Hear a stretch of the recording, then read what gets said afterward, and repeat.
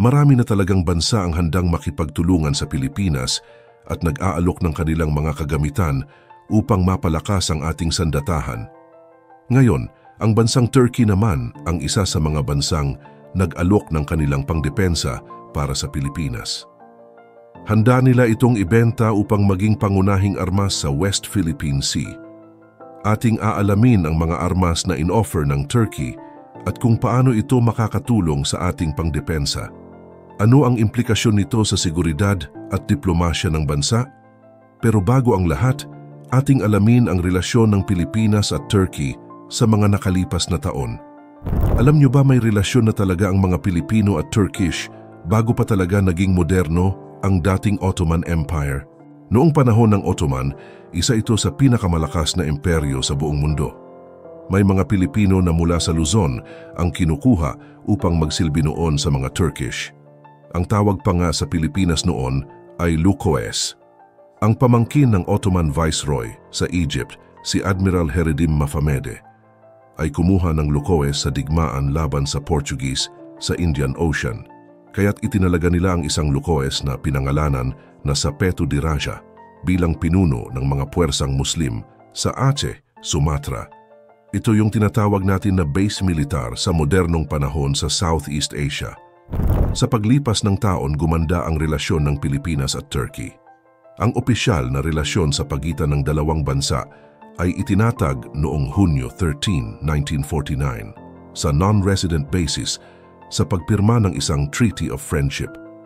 Itinatag ng Turkey ang kanilang resident embassy sa Manila noong 1990, kung saan si Erhan Yigitbasyoglu ang unang resident ambassador. Ang Pilipinas naman ay itinatag ang kanilang resident embassy sa Ankara noong Oktubre 1991, kung saan si Bonifacio Pobre Arribas ang unang resident ambassador. Pagdating naman sa ekonomiya at komersyo, maganda ang naging relasyon ng dalawang bansa.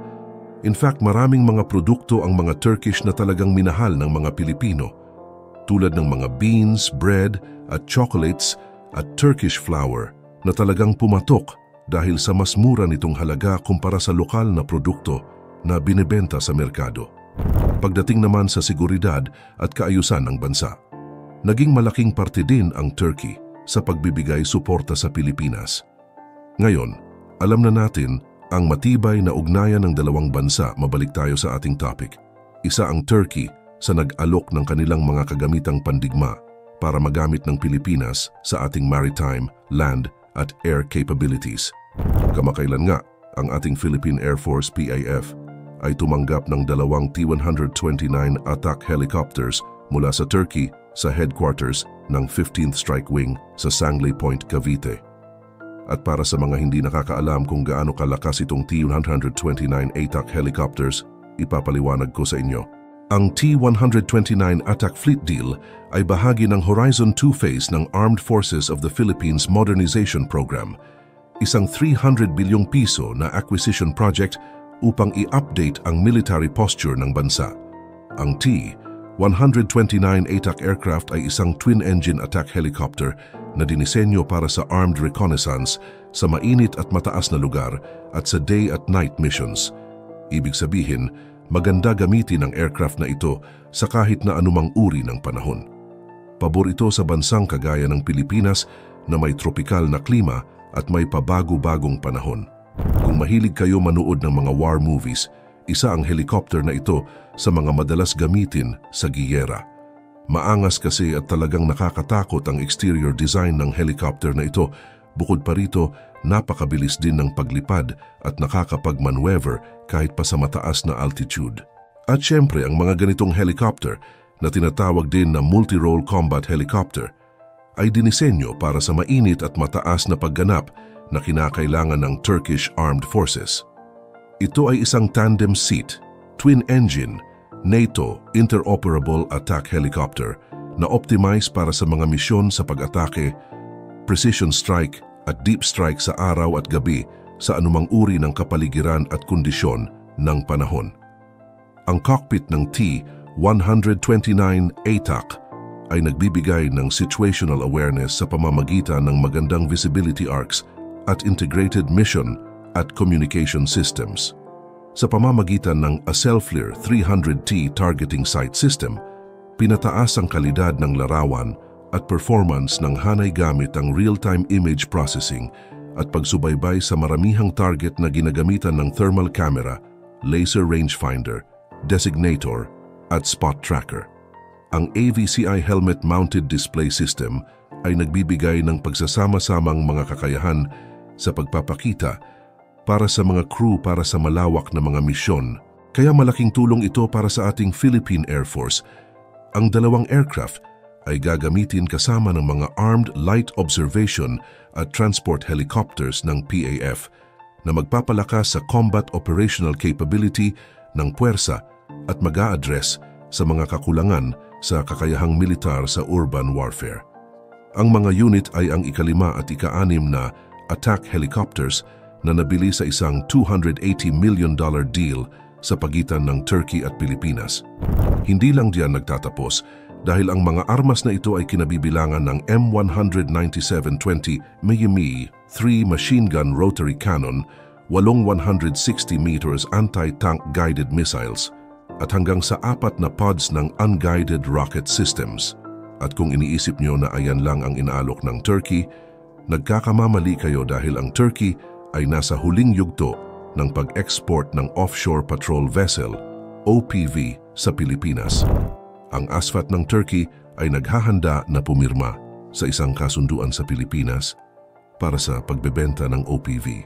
Para sa kaliwanagan ng lahat, ang Offshore Patrol Vessel ay isang mahalagang assets para sa maritime exploration ng isang bansa.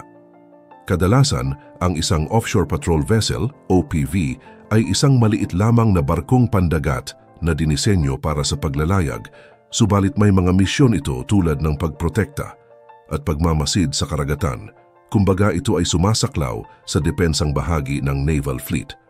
Ang mga warship na ito ay maayos na nakalagay para tugunan ng iba't ibang mga tungkulin tulad ng maritime security, border control, anti-smuggling, counter-terrorism, disaster relief, at iba pa.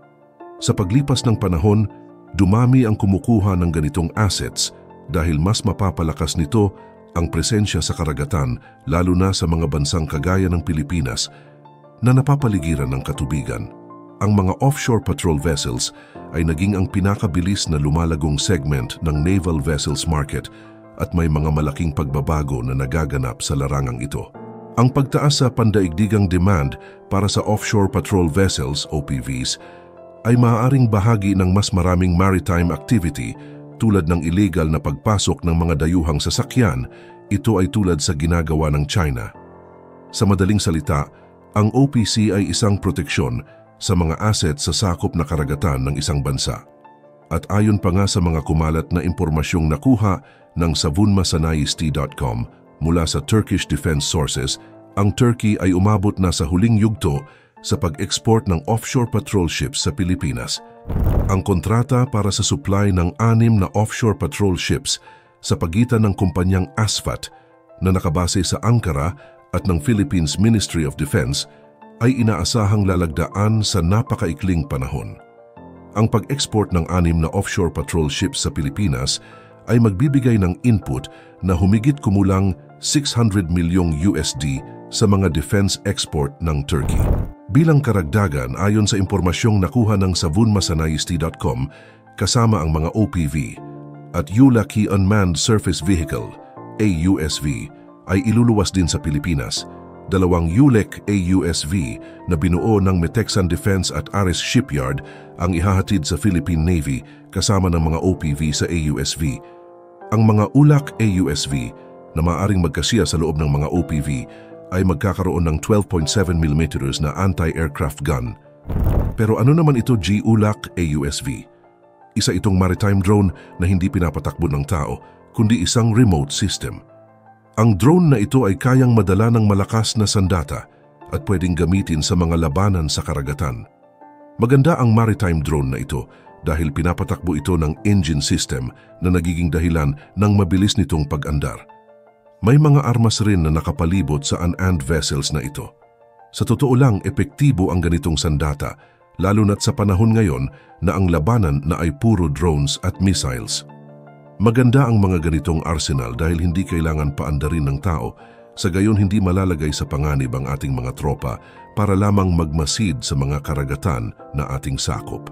Ang mga OPV na gagawin ng ASFAT para sa hukbong dagat ng Pilipinas ay magkakaroon ng haba na 86.2 metro at may lapad na 14 metro.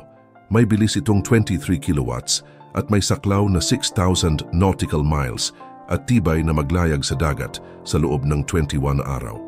Ang mga OPV ay nilagyan ng 2 diesel engine.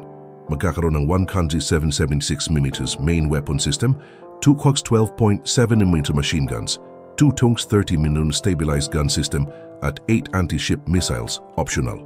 Ang mga OPV ay bibigyan ng isang advanced na combat management system. Magkakaroon din sila ng electronic support system, ESM, sonar, 2D air, surface search radar at tactical data link. Ang mga OPV na maglalaman din ng helipad ay makakagawa ng maraming critical na gawain. Sa huli, binigyang diin na ang mga offshore patrol ship export sa Pilipinas ay maaaring magbigay ng export ng iba't ibang Turkish defense industry products. Kabilang sa mga produktong ito na may potensyal na pag-export ay ang ULAC AUSV, Atmaka anti-ship missile, Alper radar, Muhafiz 30mm stabilized gun system, Aris radar ESM system, 76mm main weapon system at sonar. Mahalaga ito para sa pagbabantay, lalo na't ngayon ay mas tumitindi pa ang panghaharas ng China sa ating bansa.